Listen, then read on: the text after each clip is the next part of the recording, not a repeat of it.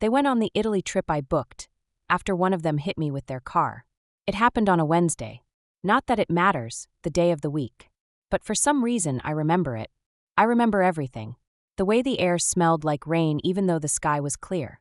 The way my phone buzzed with a confirmation email. Final payment received. Italy awaits. And then the moment everything stopped. I was crossing 16th and Marlow. Walking. In the crosswalk. The walk sign blinking green. And then, nothing. Just sound. Metal. Screeching. The slam of something against something else. And then my body folding like a question mark in midair. When I woke up, the lights were too bright.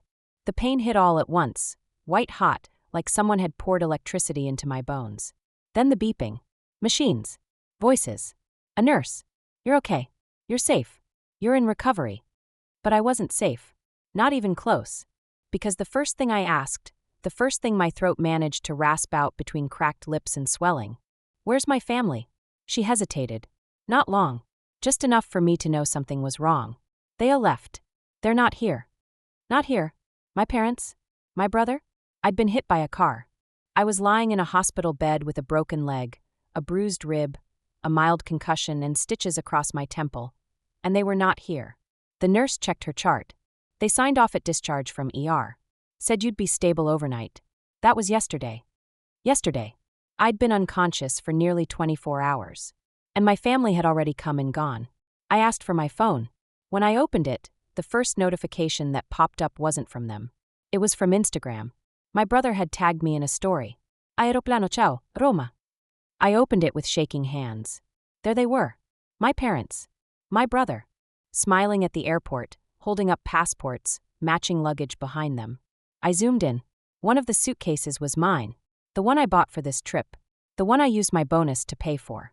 The one I ordered in everyone's favorite color because I thought this vacation would fix things. A minute later, a voicemail came through. My mom's voice. Hi, sweetheart. I know this isn't ideal, but we couldn't cancel the trip last minute. Everything was non-refundable. We figured you wouldn't want us to miss out. And we need the break, too. Don't call unless it's an emergency. Focus on healing. We'll check in once we're back. I stared at the screen, not even blinking. I had been hit by a car. And they were boarding a plane to Italy. The trip I booked. I paid for. I planned. As a way to bring us closer after years of walking on eggshells. And they left me in a hospital bed. Without a second thought. I didn't cry. Not then. I just turned the volume down. Closed my eyes. And tried to remember if I'd ever really belonged to them. Or if I'd only been holding the camera. Italy was supposed to be a reset. A clean slate. A rare gesture of optimism on my part. Because I knew things were strained with my family, but I still believed they could get better. Or maybe I just hoped they'd notice me. We hadn't taken a family vacation in almost a decade. Not since I was in high school. After that, everything became about Brian. My younger brother. The golden boy. The gifted one. The one who could do no wrong, even when he did plenty. I was the reliable one. The emotional shock absorber. The planner. The helper. The kid who never needed too much. Until I did. And by then, it was already clear that I was the inconvenient child. I still remember the moment the idea for the trip came to me. We were sitting around the table at Thanksgiving, and no one was talking. Not really. Brian was scrolling his phone. My mom was criticizing the stuffing I'd brought. My dad kept glancing at the clock like he had somewhere better to be. I wanted to break the cycle. So I blurted it out.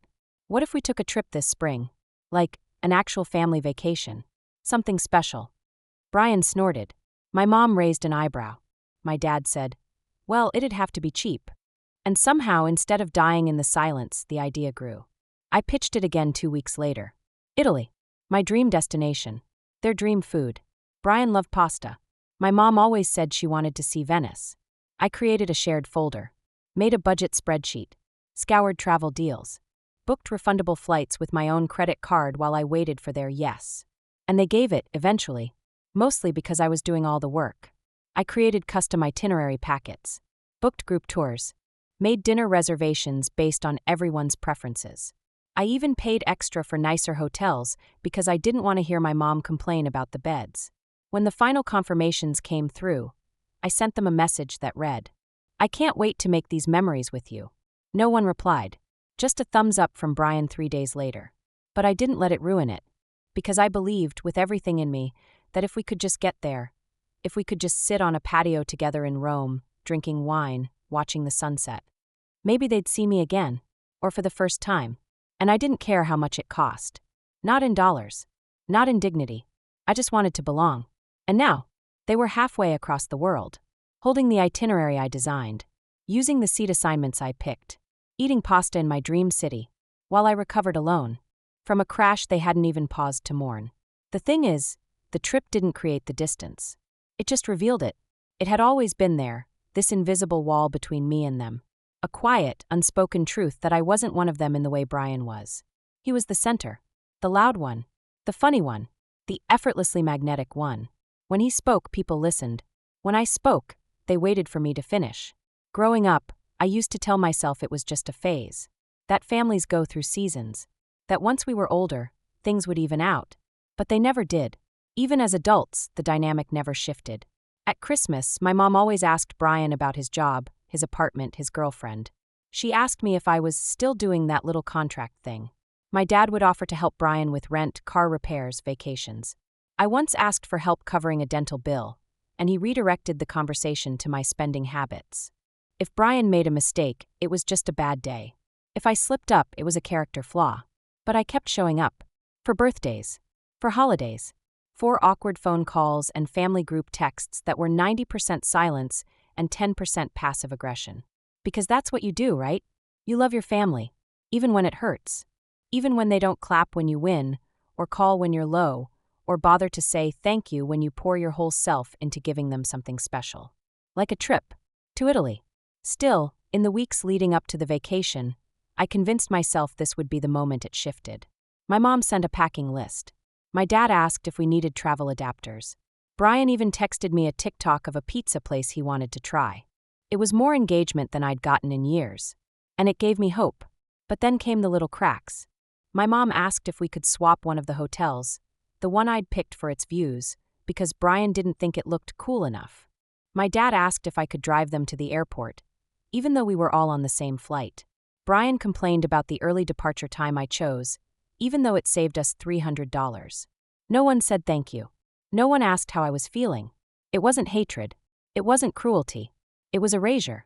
The kind that doesn't scream, it sighs, shrugs, looks past you. And I would have swallowed all of it. If they'd just stayed. If they'd chosen me, when it really counted. But they didn't. Because deep down, I think they never saw me as someone worth choosing. I was just the organizer, the budgeter, the planner, the emotional assistant in a family that always needed a little too much and gave a little too little. And when the moment came to prove otherwise, they packed their bags and left. It was supposed to be our last night together before the trip. We had dinner at my place, pasta and wine, something simple. I told them I wanted to keep it low-key since our flight was early. But no one stayed long. My mom arrived with a to-go cup of coffee and a face that said she didn't want to be there. My dad kept checking his watch, like someone had somewhere more important to be. Brian showed up 30 minutes late and barely made eye contact. Still, I lit candles, played a quiet playlist. Tried. We ate mostly in silence, interrupted only by Brian tapping through TikToks between bites and my dad asking what terminal we were flying out of. Even though I'd sent them the itinerary 3 times. I tried to bring up the Colosseum tour I booked. Said I'd found a less touristy pizza place near Trastevere. No one responded. My mom said, "Just make sure I have the hotel Wi-Fi when we land." My dad asked if I could bring extra granola bars for the flight. Brian asked if I'd remember to Venmo him for his share of the travel insurance, the one I paid up front and he never reimbursed me for. I laughed, just to keep from breaking. After dinner, they all stood at the door like guests who had overstayed. I asked if we could take a quick group photo. My mom said her makeup was off. Brian said the lighting was bad. My dad didn't say anything at all. They left in under 2 hours. No hugs. No warmth. No, thank you for doing all this. Just quick goodbyes and a vague see you in the morning. I stood at the window after they left, watching them walk down the sidewalk, 3 shadows side by side. I wasn't one of them. Not really. I was the extra piece. The tag-along. The placeholder in a family that had already decided where they stood, and where I didn't. I remember sitting on the edge of my bed that night, passport in hand, thinking, maybe it's just nerves. Maybe tomorrow will feel different. But it didn't. Because tomorrow never came. Not for me. At least, not the version I'd planned. I never made it to the airport. I never boarded the flight. And I didn't know it then, but that dinner wasn't just the last night before the trip. It was the last time I'd ever pretend we were a family. I woke up early that morning. Too early. I couldn't sleep. Partly nerves, partly hope. Partly that feeling you get when something inside you knows something outside of you is about to go very, very wrong. I made tea. Sat on the couch with my suitcase by the door. Double-checked everyone's boarding passes on my phone. 7:10 a.m. Flight.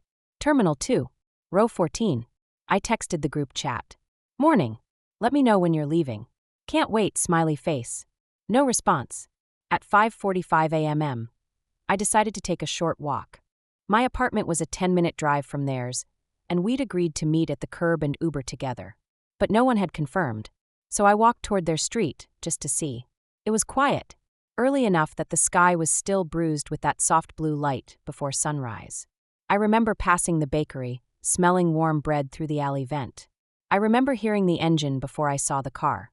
I stepped into the crosswalk, and then everything went white. Sound. Metal. Tires. A horn. A scream, I think mine. Pain everywhere and nowhere. And then silence. When I came to in the ER, the nurse told me I'd been unconscious for several hours.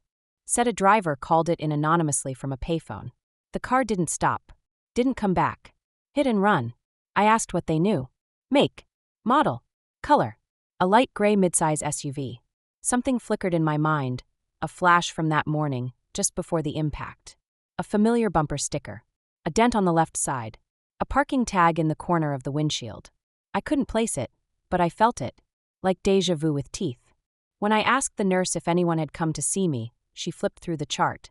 Someone signed you in, a man. He didn't leave a name. Said you'd be okay overnight. I asked what he looked like. She said she didn't get a good look. He was wearing a baseball cap. Kept his head down. And then he left. I asked if he seemed upset. She said, he looked guilty. But by the time I was conscious enough to ask more questions, he was gone. And so was my family. Boarding passes scanned. Plane wheels up. Brian posted a photo that afternoon. Italy, we're coming for you, Italy airplane, #Siblingson, #blessed. I stared at the screen. At the date. At the time. It was posted 12 minutes after my chart showed I was admitted. Which meant, they knew. They had to know. And they went anyway. The first 2 days were a blur. Pain meds. Blood pressure cuffs. The soft shuffle of nurses, and the constant beep of machines monitoring the body of someone no one seemed to be missing. No visitors. No messages. Just silence. I checked my phone again and again, convinced I'd missed something. A voicemail. A text. A comment hidden under a filter of reception and shock. Nothing. I asked the nurse if my family had called. She checked. No, sweetheart. Just the one sign-in. You haven't had anyone else check in since. I stared at the wall for a long time after that. Eventually, I pulled myself upright in bed, wincing, dizzy, and opened Instagram. They were already there. In Italy. Posing in front of the Spanish Steps. Eating cacio e pepe. Posting reels of gondolas with cheesy Eurobeats over the top. Brian tagged me in one. Wish you were here, broken heart. No call. No direct message. Just that caption, like I was someone who chose not to come. I finally opened the voicemail again. My mom's voice, crisp and detached. We figured you wouldn't want us to cancel the trip over a broken leg. We all need the break. Don't call unless it's urgent. I paused the message halfway through. Because that word, urgent, wrapped around my chest like a vice. I had been hit by a car. Alone. On the day of the trip I booked for them. And it still wasn't urgent enough to matter. I pulled out the itinerary folder I kept in my bag. The one I printed, laminated, color-coded. Page after page of carefully planned experiences I thought we'd share. And now, they were all in motion without me. I texted my mom. Simple. Did you know I was hit? No reply. Not that day. Not the next. When she finally responded, it wasn't an answer. It was deflection. We're doing our best to enjoy what's left of the trip. Please stop making us feel guilty. Guilty? I sat with that word for a long time. Because guilt implies accident. Guilt implies something done unintentionally. But they weren't guilty. They were comfortable. Comfortable enough to drink wine, smile for pictures, and sleep in villas while I recovered from injuries they hadn't even bothered to ask about. That was the moment something shifted. Not in my body, in my brain. I stopped waiting for the check-ins. Stopped hoping for the "how are you feeling?" or we'll come home early. Because they weren't coming home early. And the way they left was just a louder version of what they'd always done quietly. It came through at 11:08 p.m. A voicemail. Same detached tone. Same guilt-flavored gaslighting. Hey honey, I know you're probably overwhelmed, but we're doing what we can from over here. The trip has been complicated. Emotionally. You know how your brother internalizes stress. Try not to worry us while we're abroad. Let's focus on healing. We'll talk once we're back. Okay. I replayed it twice. Not because I needed clarification, but because I couldn't believe it was real. They wanted me to stay quiet, to not inconvenience them, while I lay in a hospital bed recovering from an accident. An accident they hadn't seen, hadn't acknowledged, hadn't asked about. They went to Rome, with my itinerary, my reservations, my suitcase, and then they asked me not to interrupt their emotional experience with my recovery. It was almost funny. Almost. Because that voicemail made one thing perfectly clear. I was not the priority. Not now. Not ever. Not when I bought the tickets. Not when I called for them from a hospital bed. Not when I asked very softly if they even cared. They didn't say we miss you. They didn't say we're sorry. They didn't say we'll make this right. They said don't call. Because my pain made their vacation awkward. Because acknowledging what happened meant having to answer for it. So they tucked it away. Like I was an inconvenient reminder of their own selfishness. And I finally stopped trying to understand them. Because there's no logic in betrayal. No blueprint for a family that says, we're hurting too, while sipping Prosecco on a rooftop you paid for. There's just distance. A choice made over and over again. And now, I was done being the one trying to close that gap. It started with the shoes. When the nurse brought me my belongings, what little I'd had on me, I noticed they were scuffed on the left side. Deep grooves. Scraped leather. A tear in the stitching that hadn't been there before. It lined up with the bruises. The way my leg had twisted when I landed. The way the bumper must have clipped me before I hit the pavement. But it wasn't just the damage. It was what wasn't there. No tire marks on the clothes. No paint residue. No glass fragments. It felt too clean. The nurse said the EMTs reported a low-impact collision at moderate speed. But I remember being thrown. I asked again for the police report. She said it hadn't come through yet. The incident was still under investigation, but the hit and run hadn't been formally logged due to lack of witness statements. Which didn't make sense. Because I'd been told there was a caller. Someone who used a payphone to report the crash. But now there was no record of the call. Only that I'd been dropped off. Signed in. By an unidentified male. And suddenly, the blank space in my memory started to feel like a doorway. A door someone had quietly closed. I asked about traffic cameras. The nurse looked uncomfortable. Said that sometimes those feeds get overwritten after 24 hours unless someone requests preservation. I asked if anyone had. She didn't answer. So I called the city non-emergency line. Asked the same question. Was met with the same silence. Eventually I spoke to a tech in the ER, a younger nurse who had been there the night I came in. I asked if she remembered who brought me in. She hesitated. Then said, I'm not supposed to share details, but I recognize the guy. I've seen him before. Pretty sure he was your brother. I froze. Are you sure? She shrugged. Didn't see his face, but the voice sounded like him. He kept his head down. Used the name Bennett on the sign-in form. That's your last name, right? My hands went cold. Bennett. It was my last name. But it wasn't mine that night. It was his. And just like that, every blurred frame came rushing back. The engine I recognized. The voice that mumbled to the nurse. The way Brian never posted a single story between 5:30 and 7 a.m. The morning of the trip. He'd said they left for the airport by 6. But my admission form said I was dropped off at 6:41. And the SUV? Gray. Midsize. Slight dent on the left. The same one he drove. The one he borrowed from our dad when his car was in the shop. The one I saw in the corner of my eye right before impact. It wasn't random. It wasn't anonymous. And it wasn't a mystery anymore. It started with the shoes. When the nurse brought me my belongings, what little I'd had on me, I noticed they were scuffed on the left side. Deep grooves. Scraped leather. A tear in the stitching that hadn't been there before. It lined up with the bruises. The way my leg had twisted when I landed. The way the bumper must have clipped me before I hit the pavement. But it wasn't just the damage. It was what wasn't there. No tire marks on the clothes. No paint residue. No glass fragments. It felt too clean. The nurse said the EMTs reported a low-impact collision at moderate speed. But I remember being thrown. I asked again for the police report.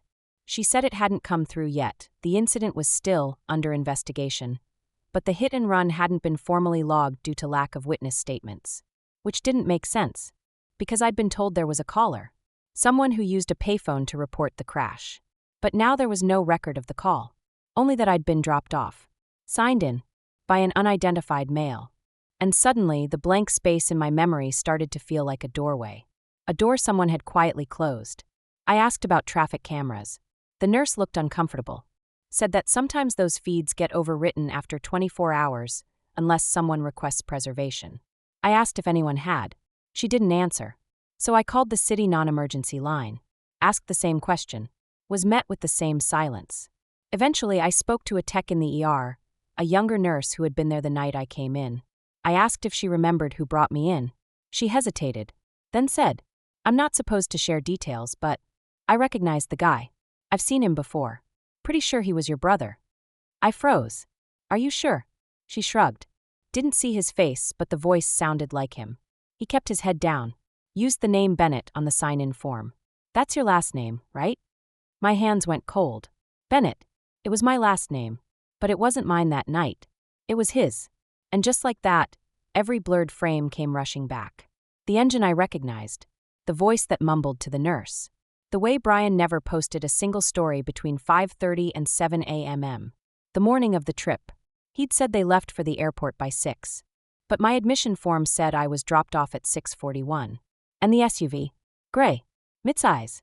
Slight dent on the left. The same one he drove. The one he borrowed from our dad when his car was in the shop.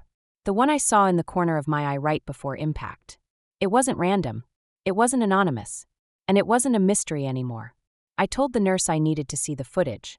The city hadn't saved the traffic cam. Too much time had passed. But the hospital had a side camera pointed at the ambulance bay. I didn't expect much. But what I got was everything. The tech pulled it up. Grainy, low-light footage from the early morning. Timestamped 6:39 a.m. A gray SUV rolls into frame. Not fast. Not slow. Steady. The front bumper is scuffed. Left side panel has a visible dent. The car doesn't park in the designated drop-off. It pulls into the side lot. A man gets out. Tall. Hoodie up. Baseball cap low. He keeps his head down. Walks quickly to the passenger side. Out of the frame for a few seconds. Then I see it. Him lifting something. Someone. Me. My body. Slumped. Barely conscious. He carries me toward the entrance like I'm a duffel bag he's trying not to drop. He waves someone over. A nurse steps into frame. He speaks to her, low, rushed, then hands me off and walks away. He doesn't stay. Doesn't check in. Doesn't turn around. He's gone before the nurse even looks back at the entrance. I ask the tech if there's audio. He shakes his head. But I already know what he said. Because I remember it now. A whisper in my ear, right before they wheeled me into the ER. "Don't say anything yet. My brother, Brian, he hit me. And left me. And then got on a plane with our parents. And never said a word." I asked the nurse to pause the video. Zoom in. The hoodie has a logo, something local. A high school. Brian's high school. There's a scratch on his hand. A red line running up his wrist. I've seen it before.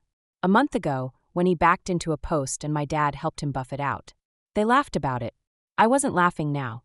I asked the tech if I could get a copy. He said no, HIPAA. But he left the screen unlocked when he stepped out. So I recorded it with my phone. 6 seconds. That's all I needed. Because with that clip in my hands, everything snapped into focus. The silence. The timeline. The anonymous call. The way they all vanished to Italy without looking back. It wasn't just neglect. It was cover-up. And they didn't just leave me out of their vacation. They left me in a hospital to protect him. I didn't call. I didn't scream. Didn't send a message demanding answers or begging for the kind of apology that would never come. I just texted the video. 6 seconds. No caption. No commentary. Just the clip. And waited. It didn't take long. First came Brian. "What is this? Why would you send that? You're blowing this way out of proportion." Then my mom. "You've been through trauma. We all have. Maybe now isn't the time to start pointing fingers." And finally my dad. "What do you want from us?" That was the question, wasn't it? Not what happened. Not are you okay? Not why didn't you tell us sooner? Just what do you want? Like the truth was a transaction. Like my silence had been a favor they'd grown comfortable cashing in. Brian followed up with a wall of text. I didn't mean to hit you. I didn't even realize it was you. I was running late. I panicked. You were dressed differently. I didn't know what to do. I was scared. He admitted it, buried in excuses, laced with I didn't know, but it was there. He hit me, and left me, then got on a plane, with my parents, to enjoy a vacation I planned. I didn't reply, so he called, left a voicemail. Please don't ruin everything. Mom and Dad didn't know. We didn't mean to leave you behind like that. It just spiraled. Didn't know? I checked the flight records again. Their check-in was at 7:12 a.m. My ER admittance? 6:41. That's a 31-minute window. 31 minutes to make a different decision. To stay. To turn around. To choose me. They didn't. They chose a vacation. An itinerary. An easier story. They chose not to know. Because knowing would have made it real. And real would have required consequences. I sat with all of that. With the footage. The texts. The facts. And then I blocked them. One by one. No explanation. No final message. Because they weren't confused. They weren't innocent. They were complicit. They looked at the wreckage, at me, and boarded the plane anyway. That was the apology. Their silence. And now, they could live in it. They didn't give up right away. Brian messaged me from a different number 2 days later. Said he just wanted to talk. Then my mom called Danny. Not me, Danny. My best friend. The one they never liked. The one who sat next to me every night in the hospital when they wouldn't pick up the phone. She left me a voicemail after. Your mom asked if I could convince you to come to a family meeting. Said everyone's open to repairing the relationship. I laughed. A real one. The kind that comes from disbelief, not humor. Repair? As if something cracked. This wasn't a crack. It was a crater. A hole where trust used to live. But I agreed to the meeting. Not for them. For me. Because sometimes healing means speaking the truth out loud, even if it lands on deaf ears. We met at a neutral space. A conference room my therapist helped arrange. Private. Neutral. Safe. They showed up late. Of course. My mom walked in like she was preparing for a deposition. My dad stared at the carpet like it owed him something. Brian had sunglasses on indoors. No one hugged me. No one asked how I was doing. We sat. The silence pressed against my ribs. I let them go first.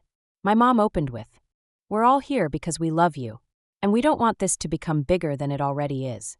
I smiled. You think I'm making it big? My dad jumped in. Accidents happen. We were all under pressure. I nodded. Okay. And when did you find out it was Brian? They went quiet. Before or after the flight? Still nothing. Because according to hospital records, I was dropped off at 6:41. You checked in at the airport at 7:12. So that's 31 minutes. Just trying to figure out how long you sat with that decision before deciding I wasn't worth missing your cappuccino in Rome. My mom looked like she wanted to cry. But she didn't. Brian took off his sunglasses. I didn't know it was you. You knew when you dropped me off. I panicked. No. You prioritized. I turned to all of them. This isn't about the accident. Not really. This is about the fact that when I needed you the most, when I was broken, you boarded a flight. You left. And you've been leaving me in different ways for years. I stood up. So here's the part where I say it clearly, since all of you missed it the first time. I'm done. No more updates. No more invitations. No more emotional labor to bridge the distance you built. They didn't chase me. Not out of the room. Not out of the building. Not in the weeks that followed. Because when someone's used to seeing you as replaceable, they never know how to respond when you remove yourself. On purpose. I didn't post about it. No announcement. No revenge captions. No poetic paragraphs about cutting ties or reclaiming my peace. I just left. New apartment. New locks.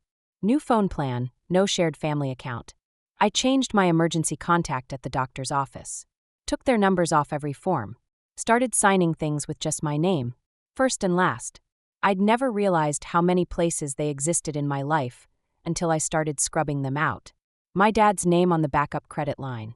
My mom's email on my old insurance portal. Brian's Netflix profile still logged in on my TV.